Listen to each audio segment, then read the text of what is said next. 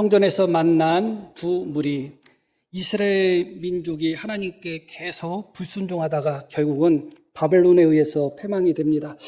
패망이 되는 순간에도 소망은 있었습니다. 하나님께서 70년 후에 이스라엘 백성들을 다시 돌아오도록 하시겠다고 예레미야를 통해서 약속하셨습니다. 그렇게 이스라엘 백성들이 포로로 잡혀간 지 70년 만에 고레스 왕이 선포를 합니다. 누구든지 예루살렘에 돌아가서 하나님의 성전을 건축하고자 원하는 자들은 다 돌아가도 좋다. 그것이 바벨론에서의 돌아온 1차 포로 기한이라고 합니다. 수르바벨에 의해서 536년 BC입니다. BC 536년에 바벨론에서 이스라엘 백성들이 포로로 돌아옵니다. 목적은 하나입니다. 예루살렘에 하나님의 성전을 다시 건축하여 봉헌하는 일이었습니다. 이스라엘 백성들이 포로로 잡혀간 지는 70년이지만 성전이 무너진 지는 50년이 지난 후였습니다. 이스라엘 백성들이 다시 성전을 건축하기 위하여 열심히 힘쓰고 노력을 했습니다. 그러나 그 일이 그렇게 쉽지가 않았습니다. 많은 방해들이 있었어요. 많은 방해가 있어가지고 성전을 건축하려고 했지만 건축하지 못하고 16년 동안 멈춰 있었습니다. 그러다가 하나님의 은혜 가운데 다시 성전을 건축해서 바벨론에서 돌아온 지 20년 만에 성전 건축을 다시 시작한 지 4년 만에 성전을 건축하게 됩니다. 그러고 나서 70년이 흘렀습니다. 70년이 흐른 후에 예루살렘 상황이 어떤가? 그렇게 어렵게 예루살렘에 돌아와서 20년이라는 기간 동안 하나님의 성전을 건축하는 데 있어서 많은 어려움을 경험하고 그럼에도 불구하고 하나님의 은혜 가운데 하나님의 성전을 건축한 지 70년 정도가 흘렀을 때가 오늘 느헤미야의 배경이 됩니다. 느헤미야는 바사 왕의 아닥사스다 왕의 술 맡은 관원이었습니다. 아주 고위직에 있었던 사람입니다. 또 물질도 많았던 사람이고 권력도 큰 권력을 가졌던 사람이었습니다. 그런데 소문을 들었더니 예루살렘의 성문들이 불타고 예루살렘의 성벽들이 무너져 있다는 겁니다. 그래서 많은 외세들의 침략이 있었고 이스라엘 백성들은 그 예루살렘, 하나님의 성전이 있는 바로 그 예루살렘, 하나님의 성전을 다시 건축한 지 70년 정도 흘렀던 그 예루살렘에서 이스라엘 백성들은 정말 두려움에 떨고 살고 있다는 소식을 접했습니다. 많은 이스라엘 백성들이 예루살렘에서는 더 이상 살 수 없구나, 무섭구나, 두렵구나 하는 마음으로 예루살렘을 떠나서 다른 곳에서 살고 있는 그런 상황이었습니다. 느헤미야는 너무나 안타까웠겠죠. 너무나 가슴 아팠겠죠. 그래서 왕 옆에서 술 맡은 관원이라는 높은 자리에서 부귀 영화를 누릴 수 있지만 기꺼이 아닥사스다 왕에게 요청해서 유다의 총독으로 옵니다. 그래서 다시 느헤미야를 중심으로 해서 무너졌던 성벽을 다시 쌓습니다. 그리고 불탔던 성문들도 다시 새롭게 답니다. 그렇게 2달 정도의 기간이 걸려서 2달이라면 아주 짧아요. 왜 짧으냐면 무너진 성벽의 양이 어느 정도인지는 모르지만 성벽이 보통 한 3m 가까이 됩니다. 성벽 넓이가. 그러니까 우리가 생각하는 이런 담벼락이 아니에요. 우리가 생각하는 담벼락같이 얇으면 금방 무너질 수밖에 없습니다. 그래서 이 성벽은 한 3m 가까이 되는 성벽입니다. 그런 성벽을 무너진 곳이 어느 정도 되는지 모르지만 52일, 2달이 되지 않는 기간 동안 그것을 새롭게 재건했다는 것은 너무너무 놀라운 일입니다. 그 과정 속에서 2달 정도밖에 안 되는 그 과정 속에서 수많은 조롱과 수많은 반대와 내적인 어려움과 외적인 어려움들이 함께 맞물려서 정말 몇 번이고도 포기하고 싶었던 그런 장면들이 여러 번 느헤미야에 나옵니다. 그럼에도 불구하고 이스라엘 백성과 느헤미야는 하나가 되어서 결국은 무너졌던 성벽을 다시 쌓습니다. 다시 성문을 닫습니다. 그런 후에 하나님 앞에 봉헌하기 위하여, 낙성식을 하기 위하여 모입니다. 그것이 바로 오늘 말씀이에요. 얼마나 감격스러웠을까 생각하게 됩니다. 이제 더 이상 하나님의 성전이 있는 예루살렘이 더 이상 수치를 당하지 않아도 돼요. 더 이상 예루살렘이 이방 민족들에게 공격을 당하거나 또 위협을 당하거나 그럴 필요가 없습니다. 이제는 예루살렘은 온전히 하나님께 영광 돌릴 수 있는 그런 영광의 성읍으로 변할 수 있는 귀한 기회가 찾아온 것입니다. 감격 속에서, 기쁨 속에서, 감사 가운데 그들이 그 성벽을 하나님 앞에 봉헌하려 드립니다. 그러기 위해서 이스라엘 백성들이 첫 번째 했던 일이 오늘 본문 27절, 읽지는 안 했지만 27절 말씀에 나옵니다.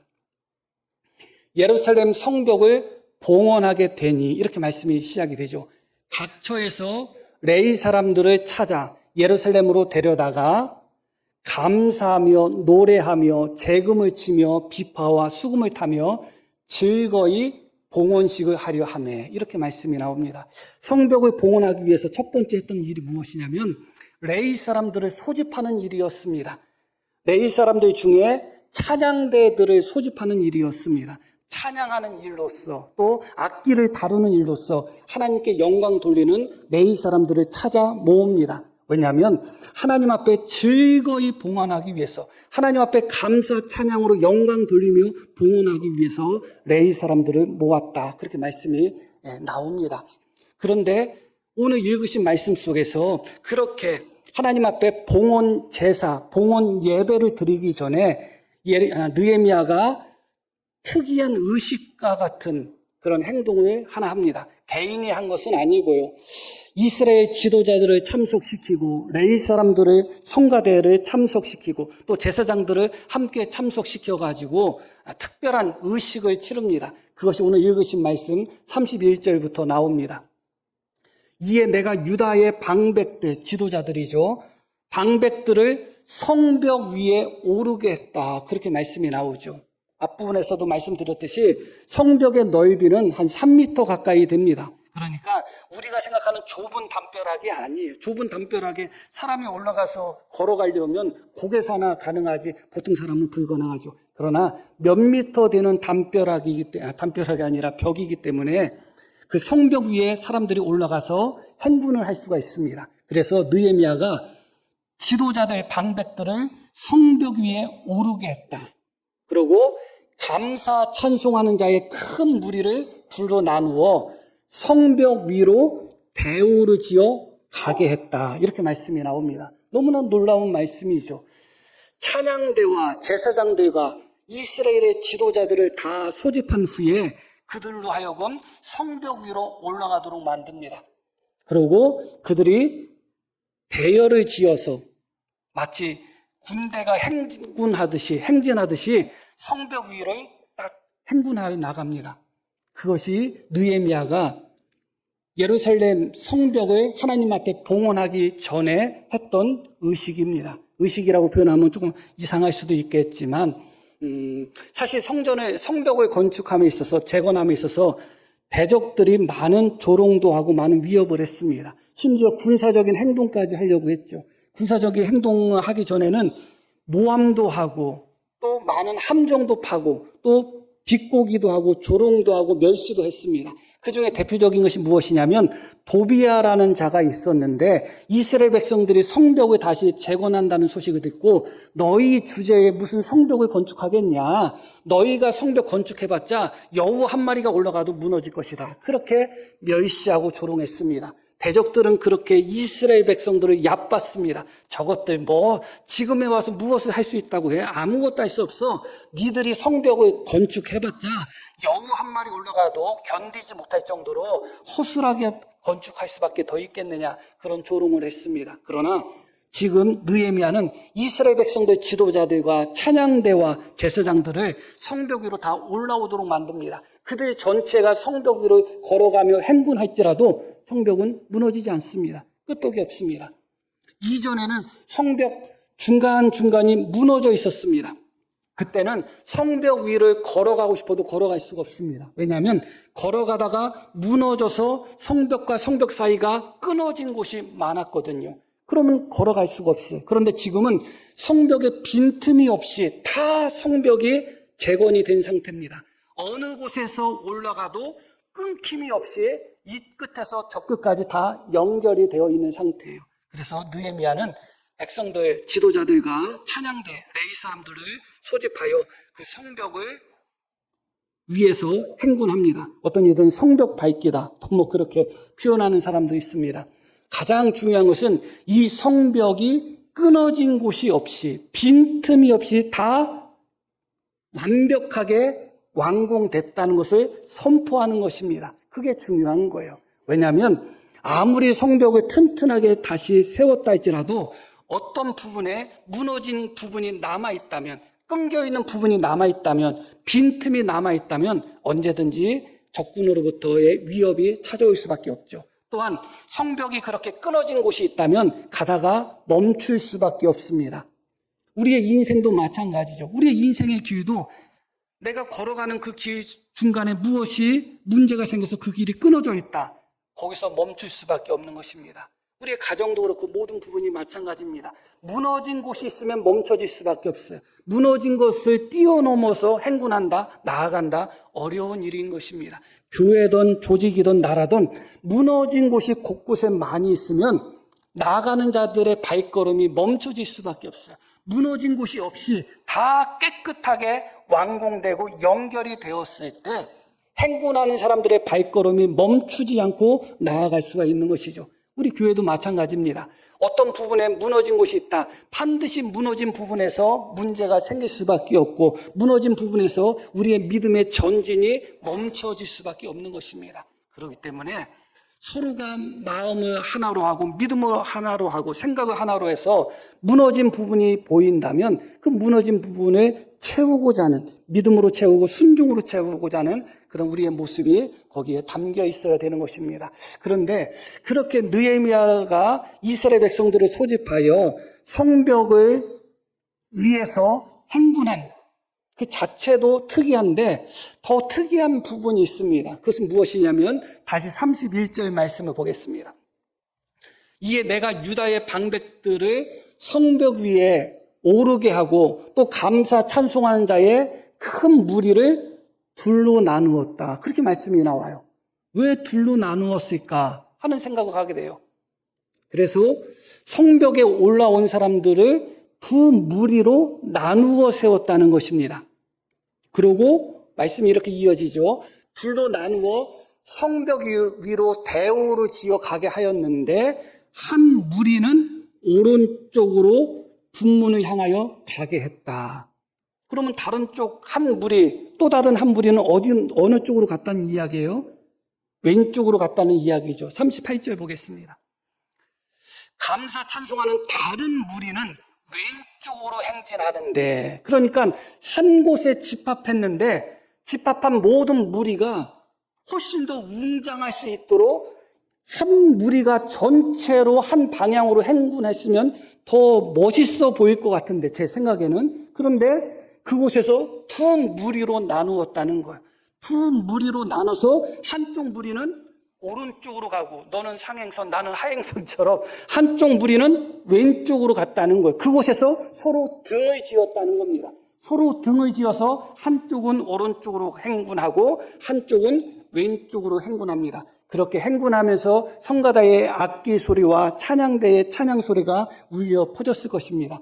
그런데 왜 느헤미야가 이런 선택을 했을까예요. 여러 가지 이유가 있겠죠. 한 무리가 전체로서 성벽을 행군하는 것이 부담이 돼서 그런 것은 아닐 것입니다. 얼마든지 넉넉하게 그 일은 할 수가 있는 부분이에요. 의도적으로 두 팀으로 나누어 버린 것입니다. 그리고 의도적으로 서로가 서로의 반대편으로 가도록 만든 것입니다. 그런데 놀라운 일이 벌어졌습니다. 사실은 놀라운 일이 아니라 너무너무 당연한 일이죠. 그것이 이제 40절을 보겠습니다. 이에 감사 찬송하는 두 무리가 하나님의 전에 섰고, 감사 찬송하는 무리가, 이것은 그 행군이 끝난 후, 행군이 마지막 딱 있은 후에 있었던 말씀이에요. 바로 이어지는 거예요. 감사 찬송하는 한 무리가 아니라 두 무리가 하나님 전에 섰다. 이렇게 말씀이 나옵니다. 성벽이 서로 연결되어 있죠. 완전히 동그랗지는 않지만 둥그스름하게 성벽이 연결되어 있습니다. 그런데 서로 반대 방향으로 출발했는데 만나는 곳은 일치했다는 것입니다. 그곳이 어디냐? 하나님의 성전이 있는 그곳에서 똑같이 만나서 도착을 한 것입니다. 서로 출발은 같은 지점에서 출발했지만 서로 등을 보고 서로 반대로, 한 팀은 왼쪽으로 한 팀은 오른쪽으로 그렇게 서로 반대로 가는 것처럼 보였는데 도착한 지점은 하나님 성전이 있는 바로 그 지점에 도착했다는 것이죠. 그래서 다시 40절 말씀 봅니다. 이에 감사 찬송하는 한 무리가 아니라 두 무리가 하나님 전에 함께 섰다. 이렇게 말씀이 나오는 것입니다. 너무너무 놀라운 말씀인 것이죠. 서로가 반대 방향으로 나아갔는데 그런데 도착한 곳은 한 곳이에요.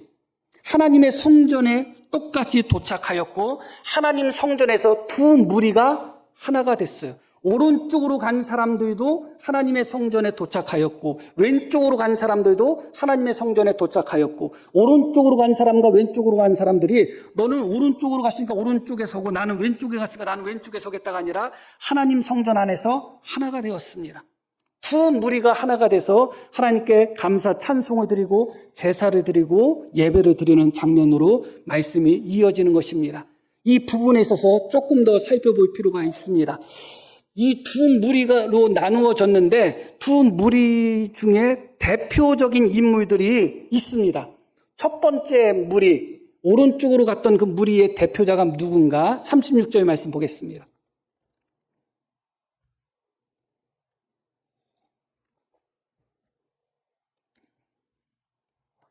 자, 다 하나님의 사람, 뒷부분부터 읽는 거예요. 다 하나님의 사람 다윗이 악기를 잡았고 학사 에스라가 앞서서 하면서 이 첫 번째 무리의 책임자가 누구라고 나오냐면 에스라로 나옵니다. 에스라는 오른쪽으로 가는 무리들과 함께 했습니다.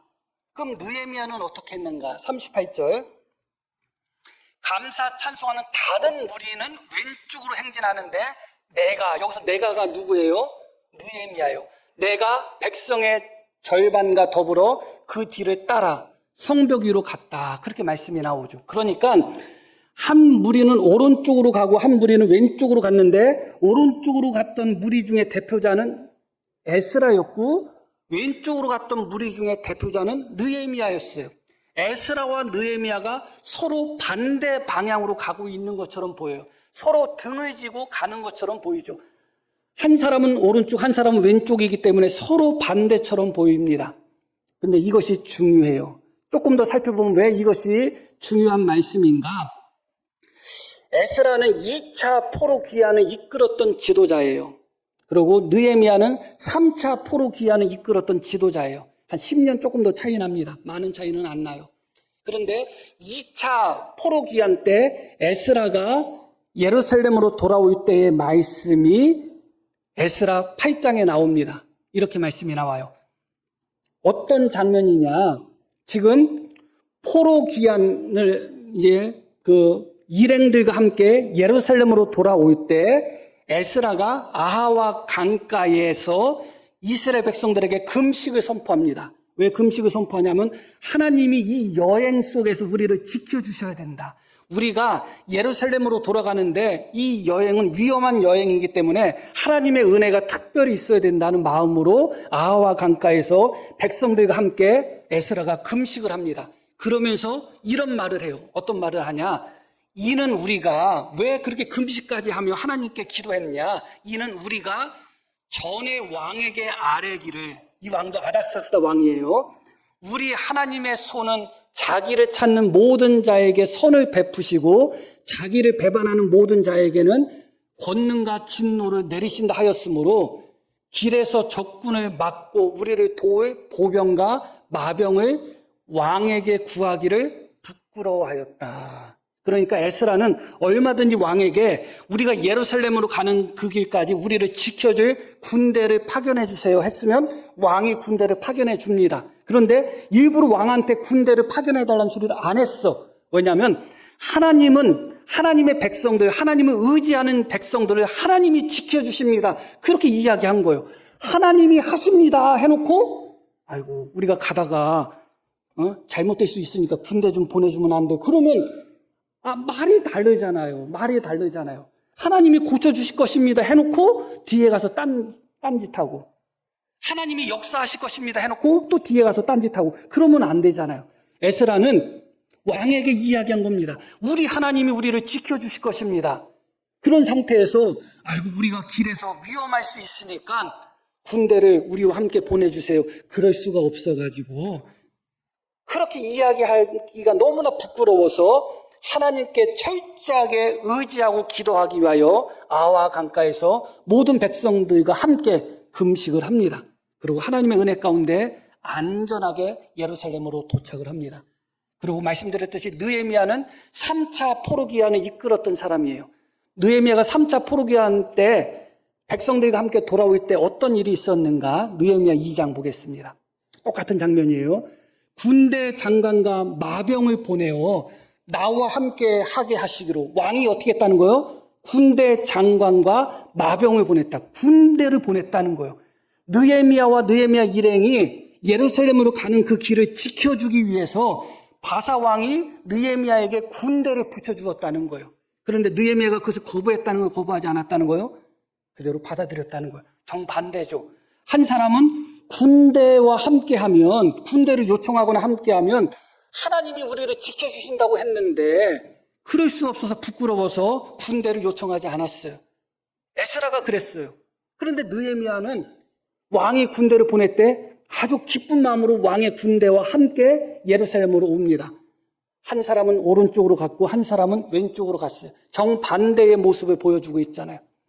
또 한 번은 이들이 도착했을 때 똑같은 일을 봤어요. 약간 시차가 있지만 어떤 일을 보았는가? 에스라가 도착해서 보았더니 이스라엘 백성들이 그렇게 믿음을 지키기 위하여 하나님의 성전을 다시 건축하기 위하여 바벨론의 모든 것을 다 포기하고 예루살렘으로 돌아왔던 그 사람들이 한 70년, 90년 정도의 시간이 흐른 후에 성전 건축한 지는 90년이고 한 80년이 60년이고 에스라는 10년 정도 전이니까 여하튼 그 정도의 시간이 흐른 후에 이스라엘 백성들이 예루살렘에서 어떤 일들이 있었냐면 이방 민족과 서로 결혼하고 서로 통혼하면서 이스라엘 민족의 거룩함과 순수함이 다 무너지고 있었어요. 너무너무 기가 막힌 거예요. 그 일에 있어서 이스라엘 백성들이 이방 사람들과 결혼하고 믿음을 지키지 않고 이방 사람들의 가증한 풍습을 따르고 그런 못된 일을 하는 데 있어서 지도자들이 앞장섰다는 소식을 에스라가 듣습니다. 에스라가 그 이야기를 듣고 어떤 반응을 보였는가? 에스라 9장 3절에 보면 이렇게 나와요. 내가 이 일을 듣고 속옷과 겉옷을 찢고 머리털과 수염을 뜯으며 기가 막혀 앉았다. 누구의 옷과 누구의 머리털과 수염을 뜯었다는 거예요? 자기의 옷을 찢고 자기의 수염과 머리털을 뽑았다는 거예요. 그런데 똑같은 일, 거의 비슷한 일이 느헤미야 때도 있어요. 느헤미야가 바사 제국으로, 페르시아 제국으로 돌아갔다가 어느 정도 시간이 흐른 후에 다시 예루살렘을 방문했더니 이스라엘 백성들이 똑같은 짓을 하고 있는 거예요. 이방 민족, 이방 여자들을 아내로 삼고, 그런데 낳은 자식들 보니까 이스라엘 말을 할 줄 모르고 이방 말만 할 줄 알아. 그러니까 자기 아버지 말은 하지 못하고 엄마 말만 할 줄 알고 이상한 짓거리만 하고 있는 거예요. 너무너무 기가 막힌 모습을 느헤미야가 봅니다. 그 모습을 보고 느헤미야가 이렇게 반응합니다. 내가 그들을 책망하고 저주하며 그들 중 몇 사람을 때리고 그들의 머리털을 뽑고 이르되 너희는 너희 딸들을 그들의 아들들에게 주지 말라. 똑같은 상황이에요. 거의 똑같은 상황에 에스라는 자기 옷을 찢고 자기 머리털을 뽑고 자기 수염을 뽑고 그렇게 애통했어요. 그런데 똑같은 상황인데 느헤미야는 그 잘못한 사람을 잡아다가 그 사람의 머리털을 뽑고 그 사람의 수염을 잡아 뽑는 거예요. 너 왜 그랬어 하면서 그 사람을 뽑아버리는 거예요. 정반대죠. 아주 반대예요. 신기하죠? 그리고 오늘 본문 말씀 속에서도 이 모습이 드러납니다. 자, 두 무리 속에 오른쪽으로 가는 무리에는 에스라가 속해 있었고 왼쪽으로 가는 무리에는 느헤미야가 속해 있었다고 말씀드렸어요. 그런데 자 36절 말씀 보겠습니다. 그의 형제들인 스마야와 아셀렐과 글씨 읽기 어렵다. 뒷부분만 읽을게요. 혀까지 짧아가지고 다 하나님의 사람 다윗의 악기를 잡았고 학사 에스라가 어떻게 나와요? 앞섰다.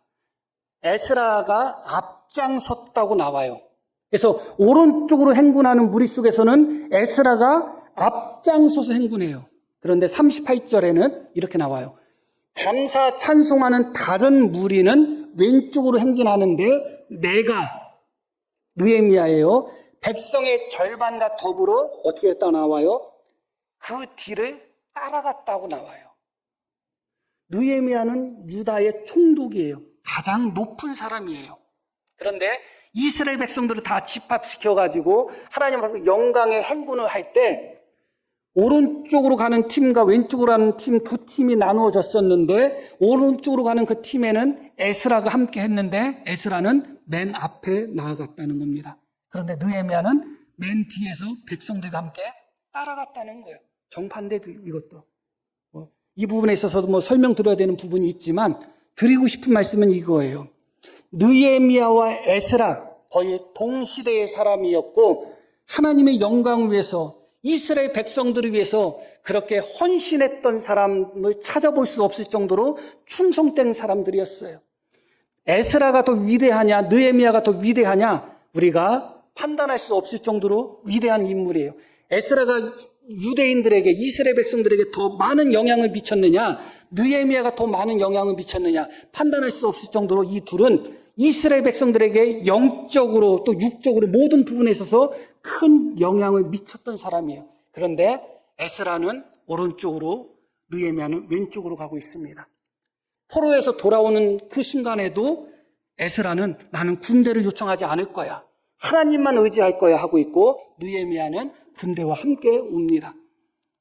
이스라엘 백성들의 잘못을 보고 에스라는 먼저 자기 자신의 옷을 찢고 자기 자신의 머리털을 뽑고 수염을 뽑는데 느헤미야는 그 잘못한 사람을 잡아다가 그 사람의 머리털을 뽑아버립니다. 정반대죠. 행군하는 그 자리 속에서도 에스라는 앞장서서 행군하고 있고 느헤미야는 맨 뒤에서 따라가고 있는 것이죠. 그런데 놀랍게도 이 두 사람이 하나님의 성전에서 만나서 하나가 된 것입니다. 그게 놀라운 거예요. 다 똑같은 사람이 어디 있겠어요? 세상도 마찬가지죠. 오른쪽에 속한 사람도 있고 왼쪽에 속한 사람도 있죠. 사고방식 자체가 달라요. 오른쪽에 속한 사람이 왼쪽으로 넘어온다는 거 너무 어려운 일이고 왼쪽에 속한 사람이 오른쪽으로 넘어간다? 너무너무 어려운 일이에요. 변하지를 않아요. 사고방식이 다르다는 것은 똑같은 것을 보고서도 똑같이 행동하지 않고 똑같이 판단하지 않고 똑같이 말하지 않는다는 거예요. 너무너무 달라요. 오른쪽에 속한 사람과 왼쪽에 속한 사람들이 너무너무 달라요. 그러나 그렇다 할지라도 나라를 위하고 나라를 사랑하고 국민을 위하는 일 속에서는 거기서는 하나가 돼야 되는 것이죠. 거기서는 만나야 되는 것이죠. 우리나라는 좌와 우가 나누어졌다는 게 문제가 아니에요. 사람은 좌측에 속한 사람도 있고 우측에 속한 사람도 있어요. 성질이 급한 사람이 있고 나는 평생 화 한 번 안 냈어 하는 사람도 있어요. 너무너무 부러워. 나는 돌을 닦아도 이 성질이 이게 해결이 안 되는데 나도 모르게 툭 튀어나오는 게 해결이 안 되는데 자기는 나는 화가 안 나. 화가 안 나 하는 사람이 있어요. 다 달라요. 그러나 만나야 되는 지점에서 만나야 되고 하나 돼야 되는 지점에서는 하나가 돼야 되는 것이죠. 교회도 마찬가지인 것입니다. 어떻게 다 똑같은 성도들로만 모여 있을 수 있겠어요? 똑같은 생각을 갖고 똑같은 성향을 갖고 똑같은 믿음을 가진 성도들이 어떻게 한 교회에 모일 수 있겠어요? 그럴 수는 없는 겁니다. 때로는 생각도 다르고 때로는 말도 다를 때가 있고 어떤 이들은 기도가 좋다 하는 분도 있고 어떤 분은 말씀이 좋다고 하는 분도 있고 어떤 분은 고요하고 정적인 경건함을 추구하는 사람도 있고 어떤 이는 활동적이고 동적인 경건을 추구하는 사람도 있습니다. 다 달라요. 고아와 과부들을 구제하는 경건도 경건이고 하나님 앞에 기도하며 고요하게 자기 자신을 돌아보는 경건도 경건이에요. 그러나 그 성격이 다르죠. 사람마다 다 다릅니다. 교회가 그런 곳입니다. 그러나 오늘 본문 말씀처럼 하나님의 성전에서 두 무리가 만나서 하나 된 것처럼 결국은 하나님 성전 안에서 하나님 뜻 안에서는 만나야 되고 하나가 돼야 되는 것입니다. 오른쪽으로 가는 사람도 결국은 성전에 도착해야 되는 것이고 하나님이 목적이어야 되는 것이고 왼쪽으로 가는 사람도 마찬가지입니다. 군대를 요청한 사람도 하나님의 영광을 위해서 요청하는 것이고, 군대를 거절하는 사람도 하나님의 영광을 위해서 거절하는 거예요. 앞에 가는 사람도 하나님의 영광이고 뒤에 쫓아가는 사람도 하나님의 영광인 것입니다. 그곳에서 만나는 것입니다. 앞에 갔다고 해서 뒤에 간 사람과 만나지 못한다? 그렇지 않는 거죠. 기꺼이 백성들의 죄악 속에서 자기 자신을 회개하는 것도 경건이고, 그 죄악된 자를 징계하는 것도 경건인 것입니다. 에스라와 느헤미야는 서로 달랐어요.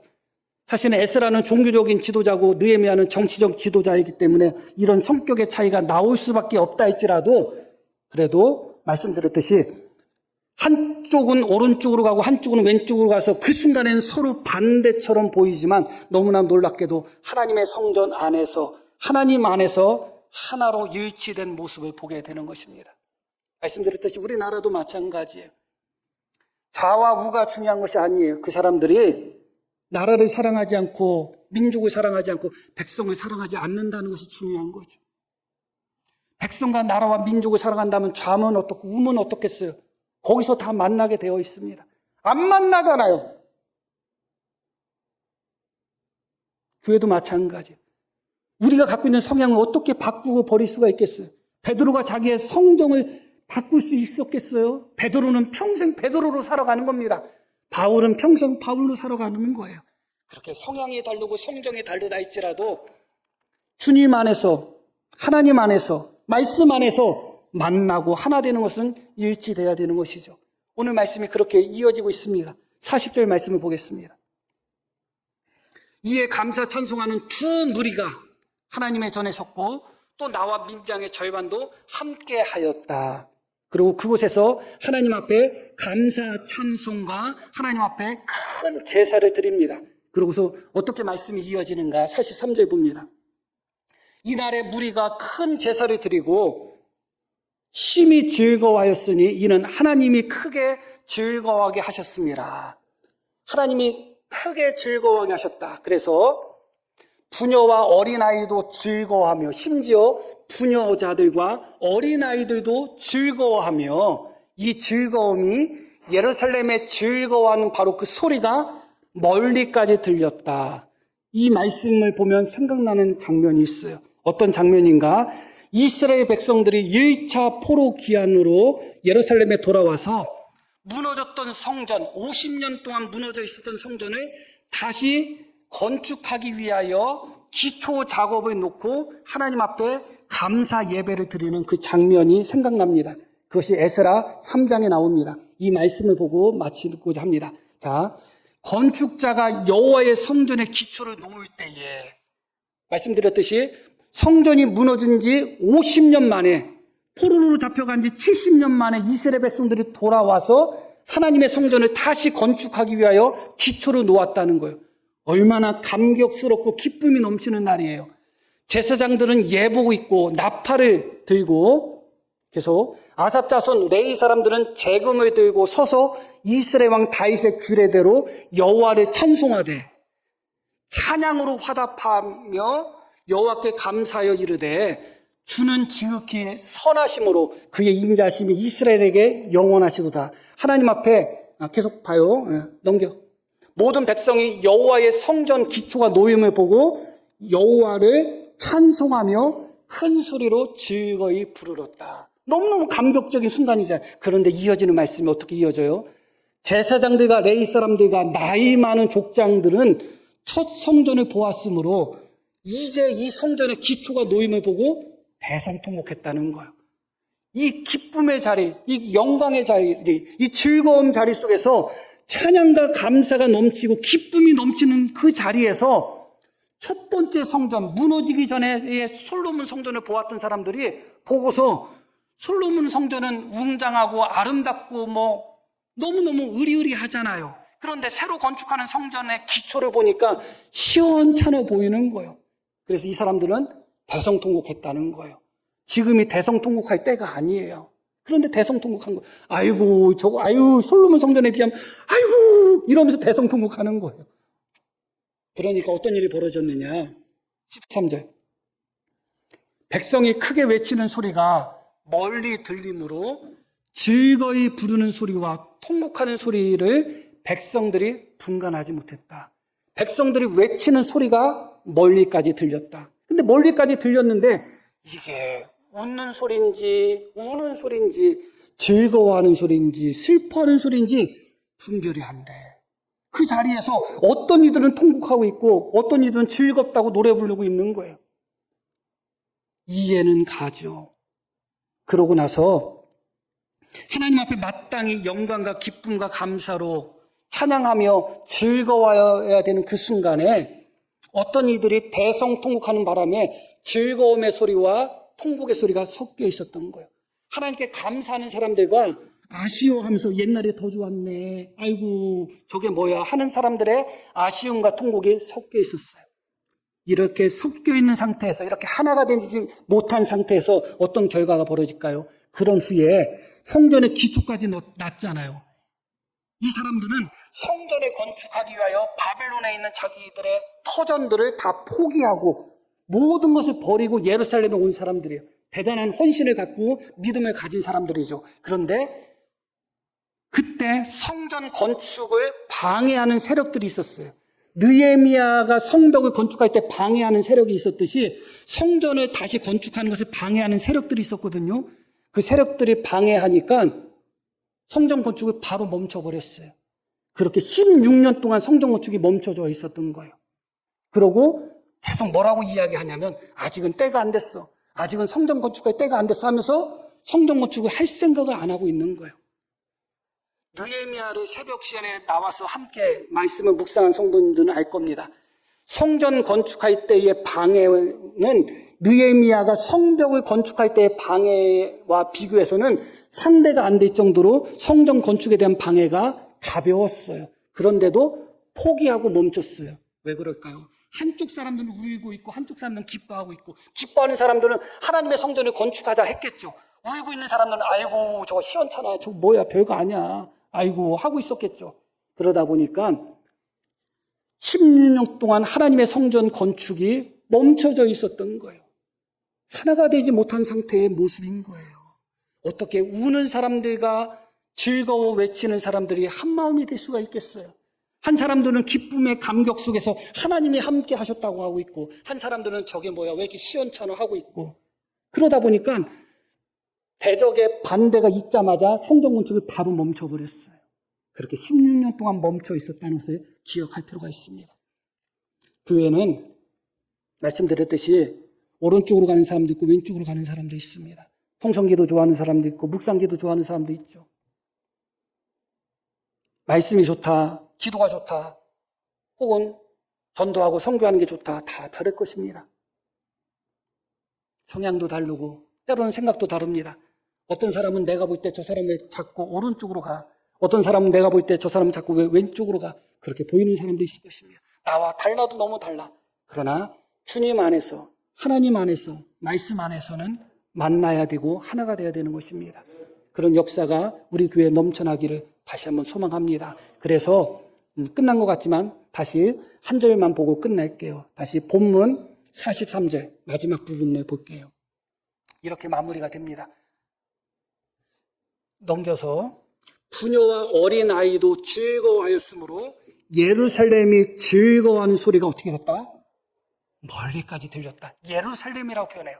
예루살렘 안에 있는 전체가 즐거워했다는 거예요. 그게 어떻게 됐다고요? 멀리까지 울려 퍼졌다. 성전 건축할 때는 우는 소리인지, 멀리까지 울려 퍼졌는데 우는 소리인지 즐거워하는 소리인지 모르는 소리가 울려 퍼졌는데, 이때는 즐거워하는 소리가 멀리까지 울려 퍼졌고 그 성전 안에, 성에 있는 부녀와 어린아이들까지도 즐거워했다. 그렇게 말씀이 나옵니다. 우리 교회에 이런 즐거움이 다시 넘치고 하나됨을 통해서 넘치는 것이죠. 그리고 그 우리 교회의 즐거움이 바깥으로 그렇게 흘러 넘칠 수 있는 그런 역사가 나타나기를 다시 한번 소망합니다.